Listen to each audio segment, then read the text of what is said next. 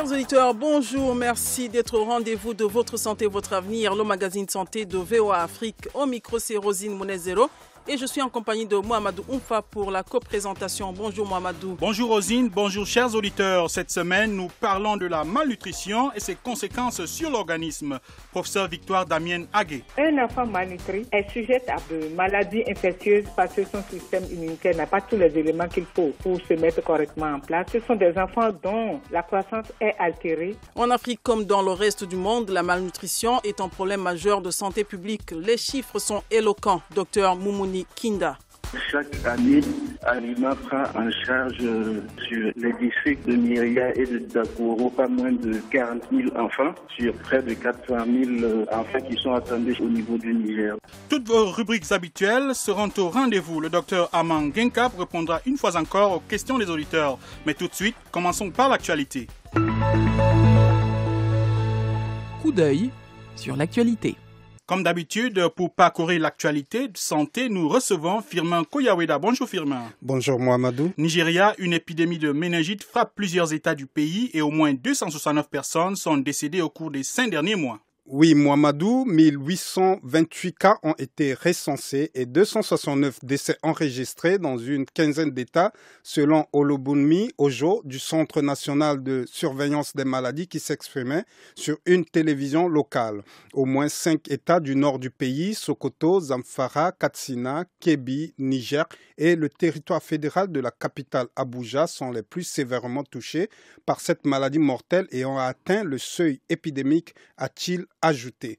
De tests en laboratoire ont confirmé que cette méningite était un nouveau type de souche C de la maladie, a-t-il ajouté. Alors Firmin, il faut dire que l'épidémie de méningite n'est pas une première au Nigeria. En 2016 aussi, le pays avait été touché. En 2015, en effet, le Nigeria et son voisin, le Niger, ont été durement frappés par des épidémies de cette maladie très contagieuse qui ont touché plus de 13 700 personnes et causé la mort de 1100 malades. Une grave pénurie de vaccins avait particulièrement contribué à la propagation de cette maladie qui se manifeste par une montée brutale de température, de violents maux de tête, de vomissements et une raideur du cou. Toujours en rapport avec cette épidémie de méningite, l'on craint un manque de stock de vaccins. Tout à fait, Mohamedou. L'Organisation mondiale de la santé, OMS, qui gère les stocks, a livré 500 000 doses pour un programme de vaccination qui doit démarrer à Zamfara le 11 avril. Pour l'État de Zamfara seul, on estime qu'environ 3 millions de doses de vaccins seront nécessaires, a déclaré un responsable du Centre nigérien de contrôle des maladies sous couvert d'anonymat. Ce responsable craint une pénurie majeure. Selon les autorités, en tout cas, une équipe travaille actuellement à déterminer le nombre total de doses nécessaires pour contenir la propagation de la maladie qui touche 15 des 36 États du pays et le territoire de la capitale fédérale Abuja. Vous suivez Votre santé, votre avenir sur VOA Afrique. Au Cameroun, pays voisin du Nigeria, la presse locale évoque des cas suspects de méningite. Selon le quotidien Le Jour paraissant à Yaoundé, plusieurs cas suspects ont été enregistrés dans la capitale et même des décès. Un centre des opérations des urgences sanitaires a été activé à la suite de la déclaration des 2 cas suspects de méningite à la prison centrale de Yaoundé le 9 mars. Pour le moment, le ministère camerounais en charge de la santé n'a pas confirmé ces cas de méningite, mais l'hôpital central de Yaoundé a effectué des ponctions lombaires et les résultats sont attendus. Rappelons que le Cameroun fait partie des 26 pays de la ceinture de la méningite de l'Afrique subsaharienne, s'étendant du Sénégal à l'ouest à l'Éthiopie à l'est, où des foyers de la maladie apparaissent régulièrement. On poursuit avec l'OMS qui a inauguré le 29 mars dernier une initiative mondiale pour réduire de moitié les erreurs médicamenteuses en 5 ans. En effet, l'OMS estime à 42 milliards de dollars le coût annuel des erreurs médicamenteuses dans le monde, ce qui représente près de 1% de l'ensemble des dépenses de santé au niveau mondial. Les erreurs médicamenteuses sont dues, entre autres, à la fatigue du personnel soignant, à l'engorgement des services, au manque de personnel, au manque de formation et au fait que les patients ont été mal informés. Séparément ou ensemble, ces facteurs peuvent influer sur la prescription, la distribution, la consommation et le contrôle des médicaments et provoquer ainsi des atteintes graves et des handicaps, voire même entraîner la mort. Alors Firmin, que doit-on attendre concrètement de ce défi mondial ? Mouamadou, les mesures prévues par le défi mondial s'articuleront autour de 4 axes. Patients et publics, professionnels de la santé, médicaments en tant que produits, systèmes et pratiques de médication. Le défi vise à améliorer le processus de médication à tous les stades, notamment la prescription, la distribution, l'administration, le contrôle et l'utilisation des médicaments. L'OMS entend donner des orientations et élaborer des stratégies, des plans et des aides pour mettre la sécurité des patients au cœur du processus de médication dans toutes les structures de santé. Ce défi mondial est le 3e de l'OMS pour la sécurité des patients. Merci Firmin. Terminons ce tour d'horizon de l'actualité par cette mobilisation de la diaspora camerounaise à l'occasion de la Journée mondiale de la santé qui se déroule le 7 avril prochain. Une rencontre des experts de la santé sera organisée le lendemain, c'est-à-dire le 8 avril prochain, en France. L'objectif est de mobiliser l'expertise du pays pour réfléchir sur les problèmes de santé au Cameroun. Le docteur Amang Genkap est l'un des organisateurs de cette rencontre. Il nous parle des sujets qui y seront abordés. Le symposium s'articule sur 4 thématiques. L'état des lieux du système sanitaire au Cameroun, le panorama de la démographie médicale au Cameroun et dans sa diaspora, la gestion des catastrophes sanitaires au Cameroun et la 4e thématique concerne la prise en charge des AVC au Cameroun. Ce symposium est organisé par l'Association des médecins camerounais de France et placé sous le haut patronage de l'ambassadeur du Cameroun en France et en partenariat avec la représentation de l'Ordre national des médecins du Cameroun de France. L'objectif de ce symposium est de mobiliser toute l'expertise et les compétences de la diaspora médicale camerounaise afin de réfléchir tous ensemble sur les enjeux et défis sanitaires auxquels sont confrontés le Cameroun. Je rappelle que la participation à ce symposium est gratuite, mais une inscription préalable sur le site de l'Association des médecins camerounais de France, à savoir www.medcamfrance.fr, est indispensable compte tenu du fait que le nombre de places est limité. Le symposium aura lieu de 13h à 18h à l'ambassade du Cameroun en France dans sa salle des banquets.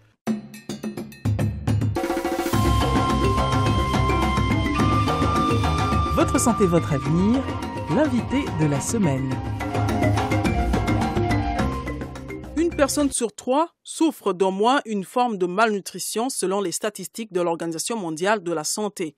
Les jeunes enfants et les femmes enceintes ou allaitantes sont les plus vulnérables, tandis que les réfugiés et les personnes dans les zones en conflit sont les plus exposées. En 2015, dans le monde, 156 millions d'enfants souffraient d'un retard de croissance et 45% d'entre eux vivaient dans des pays fragiles ou en proie à des conflits. Cette semaine, nous essayons d'en savoir davantage sur les causes, les manifestations et les moyens de guérir de la malnutrition. Pour en parler, nous recevons le professeur Victoire Damienne Aguet.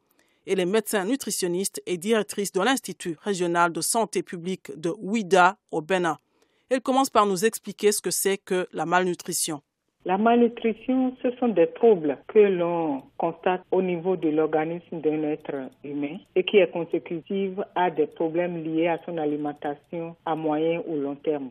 Ces troubles peuvent se manifester sous forme de perturbation des mesures du corps. Dans ce cas-là, généralement, on parle de malnutrition globale. Et souvent, c'est le poids de l'individu ou sa taille ou les deux qui sont concernés.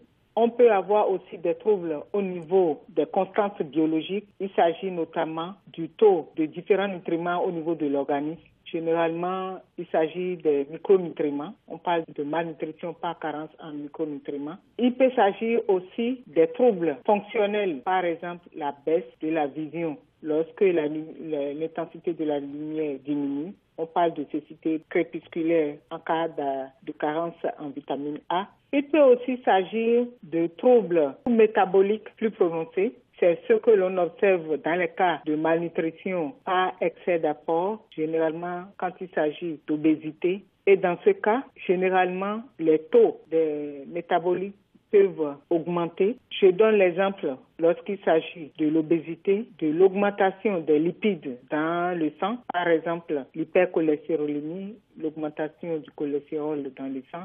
Il peut s'agir d'autres lipides, les VLDL par exemple, ou tout simplement la baisse des lipides qu'on qualifie de bénéfiques pour la santé, par exemple l'HDL cholestérol. La réduction de l'HDL cholestérol dans l'organisme peut être un signe de troubles liés à des problèmes nutritionnels, notamment les problèmes de surcharge nutritionnelle.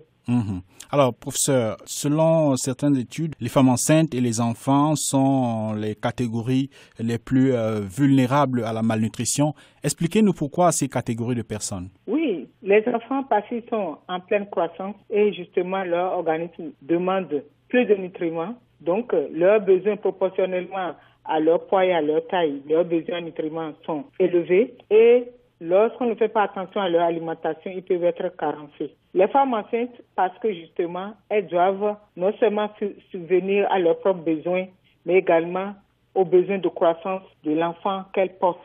Donc, ce sont les besoins complémentaires liés à la croissance qui expliquent le fait que ces deux catégories soient particulièrement vulnérables à des problèmes de carence nutritionnelle. D'un point de vue médical, quelles sont les conséquences de la malnutrition? Les conséquences varient selon l'âge.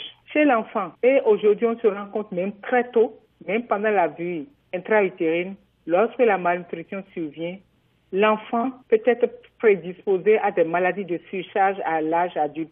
Un enfant malnutri, un enfant qui naît par exemple avec un petit poids de naissance, est sujet à beaucoup de problèmes, notamment de maladies infectieuses parce que son système immunitaire n'a pas tous les éléments qu'il faut pour se mettre correctement en place. Donc c'est des enfants qui sont souvent malades et ce sont des enfants dont la croissance est altérée. Et si la malnutrition n'est pas vite corrigée, notamment si la malnutrition persiste jusqu'à la puberté, la croissance de ces enfants est retardée et ces enfants-là demeurent des enfants diminués aussi bien sur le plan physique que sur le plan mental. Donc, ils ne seront jamais des adultes compétitifs aussi bien intellectuellement que physiquement. Mais il est possible de corriger ces troubles carentiels. Il suffit de les dépister et de les prendre en charge. En ce qui concerne les adultes, la forme de malnutrition que l'on observe souvent, c'est la forme pléthorique, je veux dire le surpoids et l'obésité. Et nous savons que le surpoids et l'obésité favorisent le développement des maladies de surcharge, notamment le diabète, l'hypertension artérielle et les maladies coronariennes d'une façon générale. Ils peuvent favoriser aussi la survenue de certaines formes de cancer, notamment les cancers digestifs. Comment éviter la malnutrition? On peut dire il suffit de bien manger, mais bien manger c'est quoi? Bien manger, c'est de manger autant que possible varié, c'est de manger en faisant attention aux apports en différents nutriments, notamment en faisant attention à l'apport en énergie, à l'apport global en énergie. Cet apport ne doit pas être insuffisant, ça ne doit pas être pléthorique non plus. Insuffisant, ça va conduire à des problèmes de troubles carentiels et quand ces apports sont excessifs, ça débouche sur le surpoids et l'obésité qui sont responsables des maladies de surcharge dont j'ai parlé tout à l'heure. Donc, il faut manger équilibré. Manger équilibré, ça veut dire que à chaque repas, on a les 3 catégories d'aliments, c'est-à-dire les protéines, les lipides, les glucides, auxquels il faut veiller à ajouter les vitamines. Et les vitamines sont apportées surtout par les fruits et les légumes. Donc, il faut manger bien, manger les 3 catégories d'aliments et aussi à chaque repas des fruits et des légumes, si on peut les associer tous les deux, ou bien des fruits ou des légumes. Les fruits et légumes qui sont d'ailleurs très accessibles en Afrique. Professeur, pour finir cet entretien, quels conseils pratiques donnez-vous à ceux qui souffrent déjà de malnutrition? Vous avez par exemple relevé que certains enfants qui ont été victimes de malnutrition très tôt ont des problèmes physiques et intellectuels à l'âge adulte. Alors, ceux qui sont déjà victimes de cette malnutrition-là, quels conseils pratiques donnez-vous? Comment guérir, si on peut dire ça ainsi, comment guérir de la malnutrition ou alors comment vivre avec quand on est déjà en état de malnutrition? Bien. Quand on est déjà, j'ai parlé de 2 grands types de malnutrition. J'ai parlé de malnutrition par carence. Quand la personne est carencée, pour guérir ce type de malnutrition, il faut corriger les carences, c'est-à-dire apporter à l'organisme ce qui lui manque. Et dans ce cas-là, l'individu a besoin de consulter parce que l'individu seul ne peut pas savoir quels sont les aliments dont il a besoin et qui sont carents en lui. Donc l'individu doit nécessairement consulter dans une formation sanitaire ou un nutritionniste pour avoir les conseils qu'il lui faut pour corriger ses carences. Quand la personne est en surcharge, mais généralement il s'agit de surcharge en énergie, donc la personne est en surpoids ou en obésité, non seulement il faut que la personne s'applique à manger d'une façon équilibrée, donc les 3 catégories d'aliments, plus les fruits et les légumes, mais il faut que la personne réduise l'apport global en énergie et surtout que la personne augmente son niveau d'activité physique. Et là, les agents de santé ou les nutritionnistes sont là pour supporter, pour donner des conseils qu'il faut et pour amener l'individu progressivement à corriger sa malnutrition. Nous remercions le professeur Agué Victoire qui nous répondait depuis le Bénin. Quelqu'un l'a vécu. Voici son témoignage. La lutte contre la malnutrition implique non seulement les gouvernements, mais aussi les organisations non gouvernementales. Des ONG comme Alliance for International Medical Action, ALIMA, qui travaillent dans plusieurs pays pour venir en aide aux personnes victimes de malnutrition. Pour toucher du doigt le phénomène, nous avons contacté le docteur Moumouni Kinda. Il est le responsable des programmes d'ALIMA au Tchad, en RDC, au Cameroun et au Niger. Il nous parle des opérations menées par l'ONG. Tout d'abord, il nous parle de l'ampleur de la malnutrition sur le terrain. Bien évidemment que la malnutrition, sous sa forme aiguë, représente un vrai problème de santé publique sur la plupart des pays d'intervention d'ALIMA.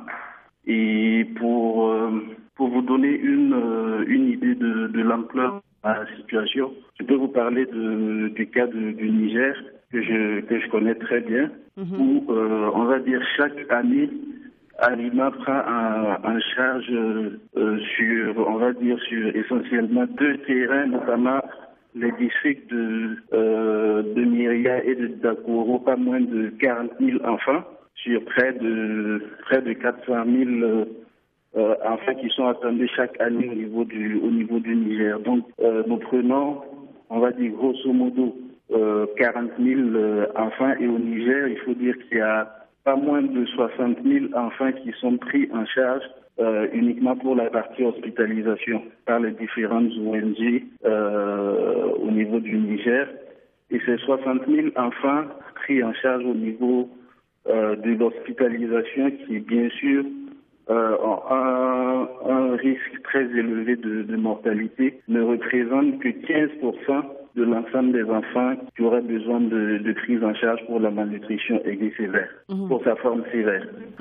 Et quelles sont les actions que ALIMA mène sur le terrain pour réduire ou éradiquer la malnutrition? Alors, les actions consistent essentiellement à des actions de life saving, c'est-à-dire de prise en charge de ces enfants qui sont dans des situations de malnutrition aiguë sévère. Il faut rappeler que ces enfants-là, de façon indirecte ou directe, en fait, il faut dire que la malnutrition est responsable de 35% de décès chez les enfants de moins de 5 ans. Donc la priorité pour ALIMA et pour d'autres ONG, c'est bien sûr de sauver la vie de ces enfants. Donc par une prise en charge, on va dire communément on parle de prise en charge en ambulatoire au niveau des centres de santé.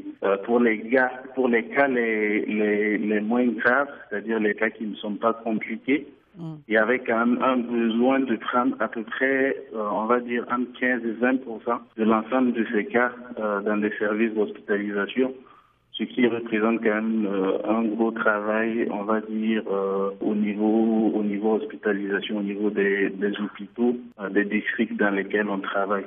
Alors à cela, il faut ajouter également un travail, on va dire, d'innovation que ALIMA est en train de faire, parce que pendant longtemps, il faut dire que depuis on va dire la crise de 2005, là, il y a eu quand même pas mal de progrès au niveau de la prise en charge de la malnutrition aiguë, mais il faut reconnaître que cette prise en charge reste encore entre les mains des personnels de santé. Donc il y a quand même pas mal d'actions qui sont en train d'être prises par Alima pour ramener un certain nombre d'activités au niveau communautaire, c'est-à-dire essentiellement au niveau de la famille.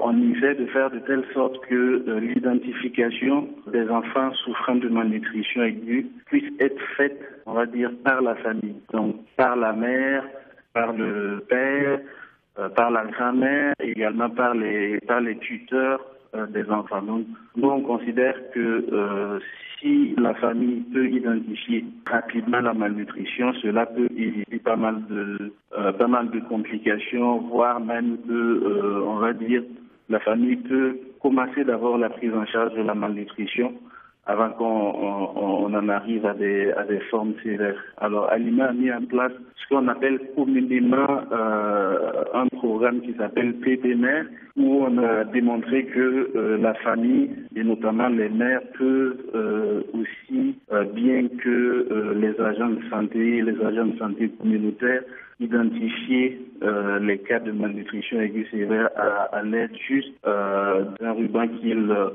ils enroulent autour du bras de l'enfant pour identifier la malnutrition, également grâce à la recherche des œdèmes bilatéraux chez ces enfants-là.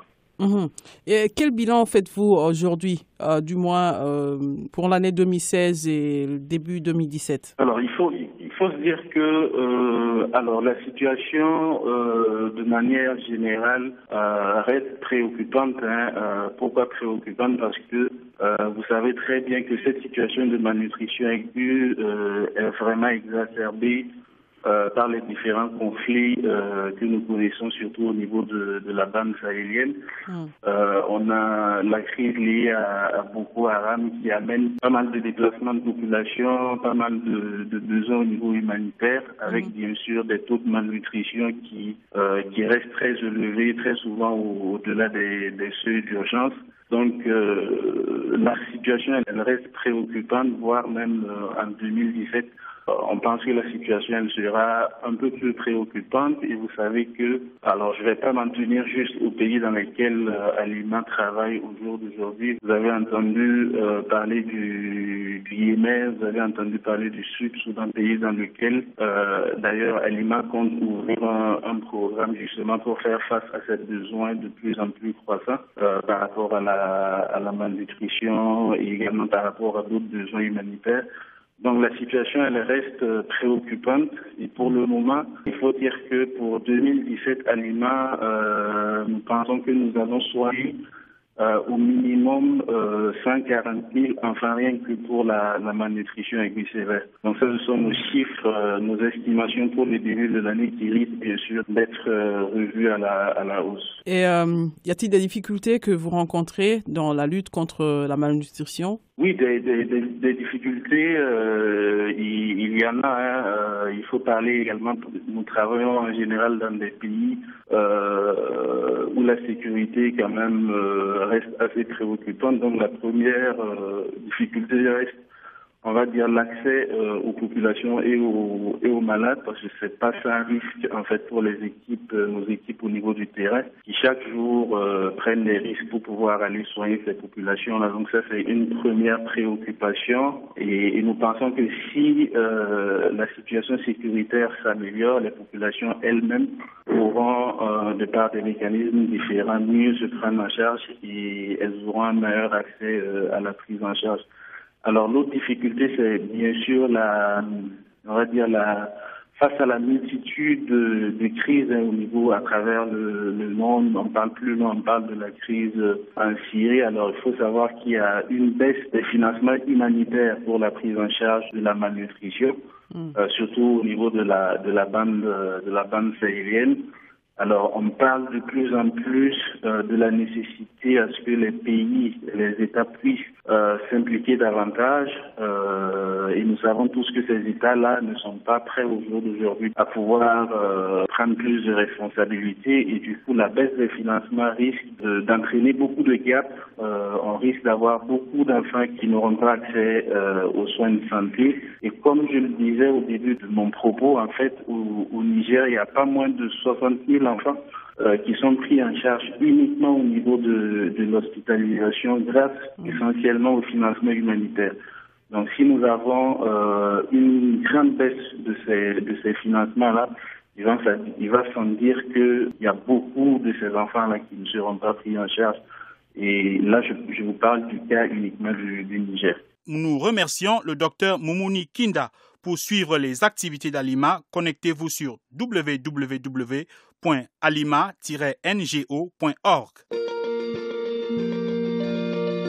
Questions et commentaires, c'est maintenant. Chers auditeurs, un expert vous répond. Continuez à nous envoyer vos questions de santé. La question de la semaine nous vient d'un auditeur de Kinshasa. Pour y répondre, nous avons sollicité l'expertise du docteur Armand Ngenkap. Il est médecin urgentiste et praticien au centre hospitalier universitaire de Soissons en France. Bonjour docteur. Bonjour, moi c'est Edmond Izouba. Je voulais poser une question au docteur.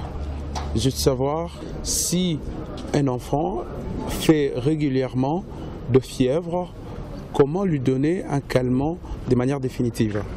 La fièvre est une élévation de la température du corps au-delà de 38 degrés. Elle est habituellement bien supportée parce qu'elle est une réaction normale de l'organisme pour l'aider à lutter notamment contre une infection. La fièvre apparaît souvent mal supportée lorsqu'elle dépasse une température notamment de 38 degrés 5 chez l'enfant.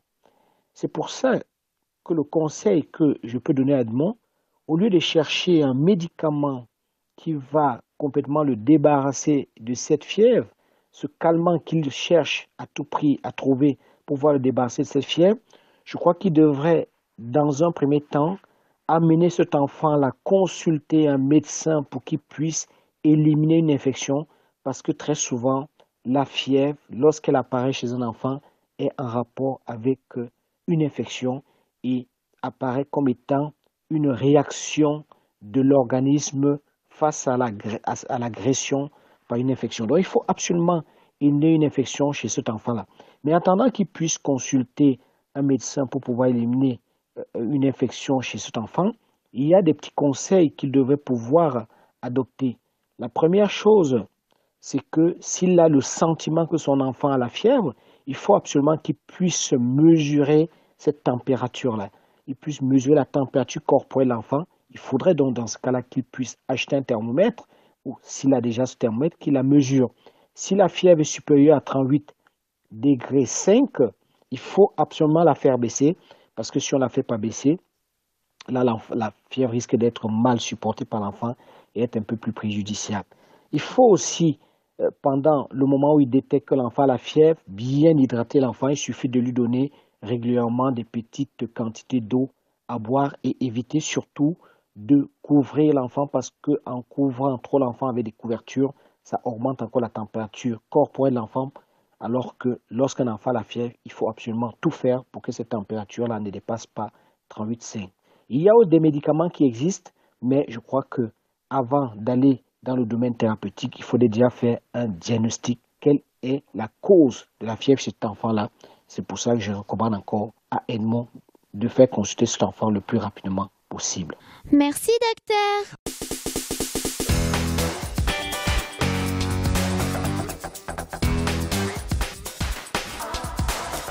C'est ici que prend fin votre santé, votre avenir. Cette édition était consacrée à la malnutrition et son impact sur la santé. Nous avons reçu comme invité le professeur Victoire Damienne Agué. Elle est médecin nutritionniste et directrice de l'Institut régional de santé publique de Ouida au Bénin. Elle nous a expliqué les symptômes, les manifestations et les moyens de guérison. Nous avons écouté le témoignage du docteur Moumouni Kinda. Il est le responsable des programmes d'Alima dans 4 pays africains. Il nous a présenté les opérations menées par cette ONG sur le terrain. Notre consultant, le Dr Armand Genkap, était avec nous pour répondre aux questions des auditeurs. Nous leur disons tous merci. Nous disons également merci à Firmin Koyaoueda pour la synthèse d'actualité. Michel Joseph assurait la réalisation pour vous présenter cette édition. Vous étiez avec Rosine Mounezero et j'étais en compagnie de Mohamedou Oumfa. Restez branchés au programme de VOA Afrique et n'oubliez surtout pas de prendre soin de votre santé car votre santé, c'est votre avenir. Au revoir. C'était Votre santé, votre avenir, une production de VOA Afrique. Pour vos commentaires, vos questions ou vos témoignages, retrouvez-nous sur voaafrique.com ou sur notre page Facebook VOA Afrique.